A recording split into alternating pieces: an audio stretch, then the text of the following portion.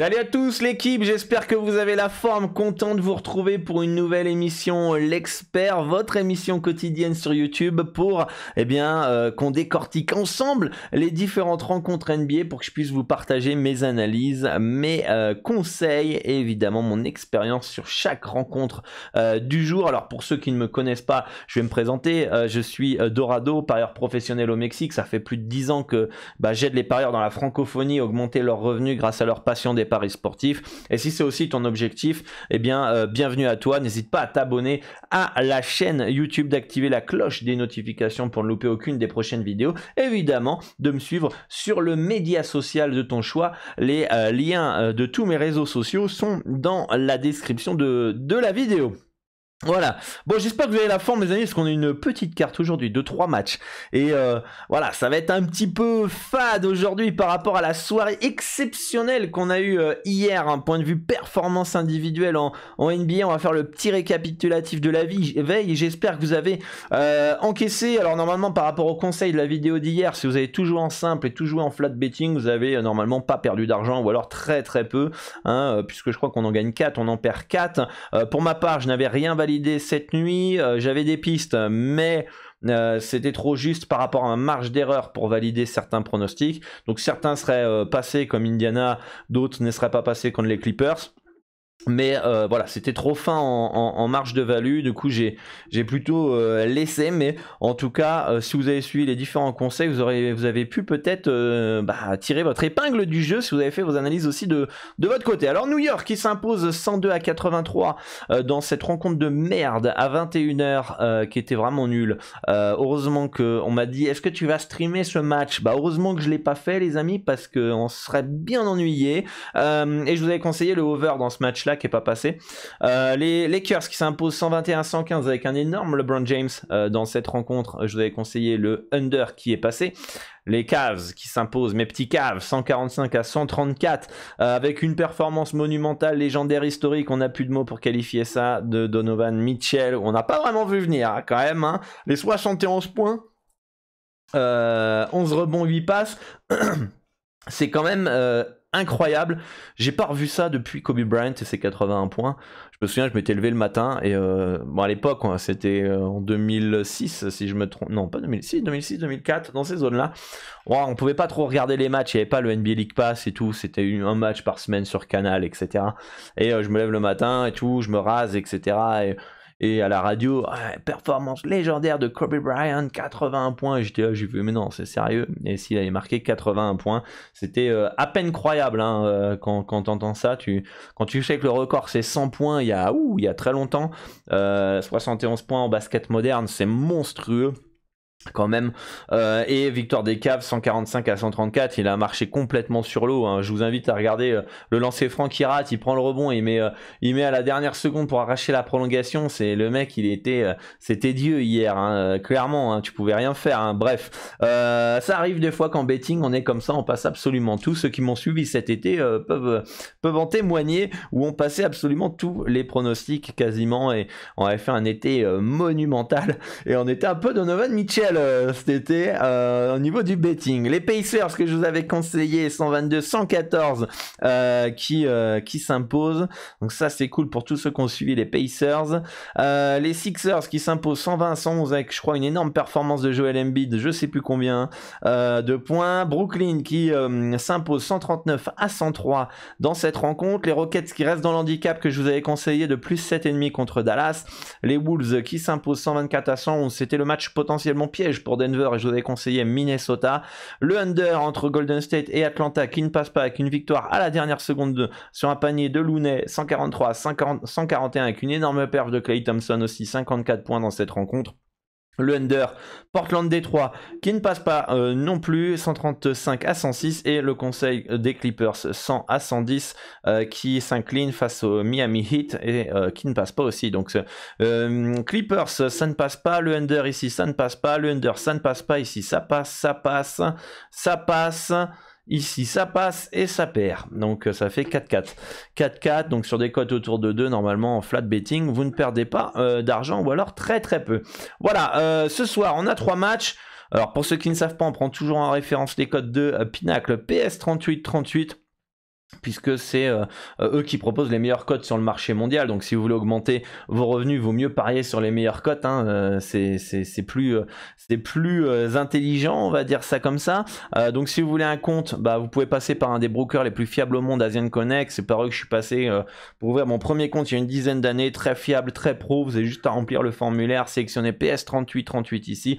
Je vous laisse un petit tuto vidéo pour vous accompagner pas à pas, comme ça vous n'êtes pas perdu, et vous pourrez suivre les étapes, et en quelques minutes vous aurez votre compte sur Pinacle PS38 38. Donc 3 matchs ce soir en NBA les amis, pas grand chose à se mettre sous la dent, hein, je vous le dis clairement. C'était bien mieux la soirée d'hier.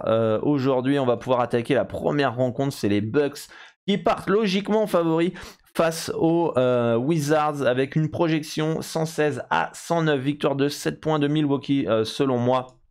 Dans ce match-là, on a le retour évidemment de Giannis Antetokounmpo ici qui est probable, Jrue Holiday qui est probable, George Hill qui est probable. On a juste Chris Middleton qui n'est pas là jusqu'au 4 janvier, donc il va pas tarder à revenir. Et le retour au moins de Giannis et de Jrue Holiday, ça va changer la donne, hein, pour cette équipe des Bucks. Les Wizards d'ailleurs qui avaient gagné il n'y a pas longtemps chez eux, hein, on les avait joués, hein, d'ailleurs, hein, c'était quand, on va aller voir ça. Je crois que c'était dimanche, hein. C'était dimanche, voilà, il s'était imposé 118 à 95 face aux Bucks qui étaient privés de ses 3 meilleurs joueurs. Donc là on va avoir un petit revenge game pour les Bucks de Milwaukee. Du côté des Wizards, on a Bradley Beal qui est toujours forfait ce soir normalement, voilà. Alors il n'a pas joué Sunday, faites attention, j'ai failli me faire avoir, c'est Sunday, donc peut-être qu'aujourd'hui il va être là, à voir, on surveille l'information de Bradley Beal, mais moi je pense quand même que les Bucks quasiment au complet peuvent, dans un bon soir évidemment, dans un revenge game à domicile où on sait que c'est très difficile de battre 2 fois de suite la même équipe, peuvent très bien taper cette équipe des Wizards. Donc moi j'ai une projection de 7 points d'écart. On peut voir que les bookmakers sont entre moi, voilà, sont pas totalement comme moi j'ai un moins 7 plus 7, le plus 7 on peut voir qu'il est à 2,18, 1,751 avec le TRJ, mais si on doit aller chercher des cotes à 2, ça fait un plus 8 et un moins 9. Donc la marge de value elle est beaucoup trop fine pour ma part pour partir sur le plus 8. Ça ferait ça ferait un point de marge d'erreur, ce qui est rien au basket, hein. Ici au niveau des Bucks, en fait c'est pas intéressant de jouer Milwaukee. On serait plus proche de jouer un Wizard ce soir, H+ que Milwaukee. Donc pour moi il n'y a rien à faire dans ce match là. C'est un beau no-bet dans cette rencontre. Pareil au niveau des cuts, ça me semble plutôt bien placé. Match suivant, c'est les Celtics qui se déplacent à OKC, qui part favori pour moi logiquement avec une victoire de 7 points. On peut voir que les bookmakers donnent une avance de 9,5 points pour Boston et 8,5 points pour OKC. On a quand même pareil plus proche de valider un OKC H+ dans cette rencontre, mais la marge elle est trop fine, elle est de 1,5 points. Pour moi c'est un no-bet dans ce match là. Boston devrait gagner logiquement, hein. Ils sont plus forts, c'est une des meilleures équipes de NBA depuis un an. Après, aller chercher un moins 9 à l'extérieur face à OKC qui lâche rien, etc. Il suffit que tu les prennes un peu de haut. Ça pue. Un 27 dans un combo recomposé à l'extérieur, non merci quoi. Donc pour moi c'est soit on est proche d'une value OKC H+, soit pour moi il y a rien à faire dans cette rencontre. Moi ce que je vais vous conseiller aujourd'hui c'est un no-bet dans ce match là. Boston a bien plus de talent, mais on va pas sous-estimer cette équipe du Thunder qui forcément est sous-estimé très souvent par les bookmakers. On les a joués énormément cette année, hein, pour ceux qui suivent l'expert depuis le début de la saison. Ils nous ont régalé le Thunder, mais pour moi là il y a plus de moins en moins de value, voire plus de value, hein. Si vous regardez ces émissions aujourd'hui, le Thunder je vous les conseille plus trop, parce que le bookmaker, le marché s'est adapté avec la potentielle value sur OKC. Donc pour moi il y a rien à faire dans ce match là. Boston devrait gagner la plupart du temps.